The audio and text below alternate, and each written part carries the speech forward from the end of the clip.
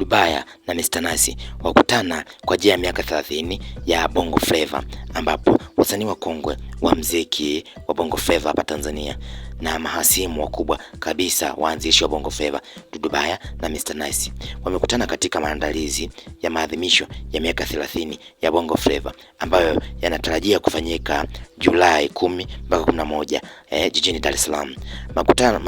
Mkutano huo umeibua hisia kwa mashabiki wengi wa muziki wa Tanzania, huku ukikumbusha mchango mkubwa wa wasanii hao katika ukuaji wa mafanikio ya Bongo Flava tangu ilipoanzishwa kupata umaarufu.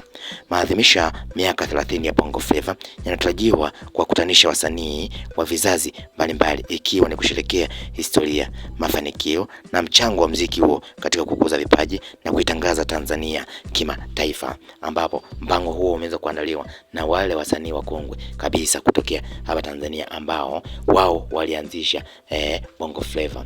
Baada ya kuanzisha Bongo Flava, lakini wanadai ni takriban miaka 30, ambapo kama ni miaka 30 maana yake takriban huo muziki umeanzishwa kuanzia miaka 1990 kuanzia na 6 huko ndipo ambapo muziki ulianza wa Bongo Flava. Hivyo wanaadhimisha miaka 30 ya Bongo Flava. Hivyo wanakutana wasanii wengi akiwepo Madi, Dudu Baya, Mr. Nice, Dole Sax, Mr. Blue, Jege, lakini na wengine wengi akiwemo makundi kama Gangwe Mobo, lakini Mabaga Fresh nao watahusika. Ni miongoni mwa wale ambao wanaamini kwamba walianzisha muziki wa Bongo Flava. Lakini kitu kilichoibua hisia tofauti ni pale walipokutana na Mr. Nice, ambapo Mr. Nice naye alishangaa kukutana na Dudu Baya, huko akidai kwamba nimefurahi sana kukutana na huyu jamaa yangu, ni vizuri ulivyonikutanisha.